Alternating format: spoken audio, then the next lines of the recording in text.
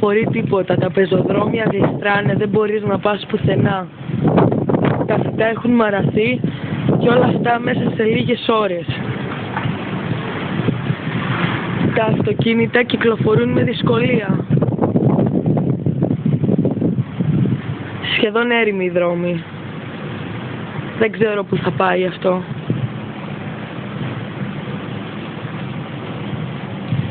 Στο Κιλκής είμαστε χωρισμένοι στα 3. Οι γέφυρες μας χωρίζουν. Τα αυτοκίνητα έχουν πιάσει πάγο, κρίσταλα.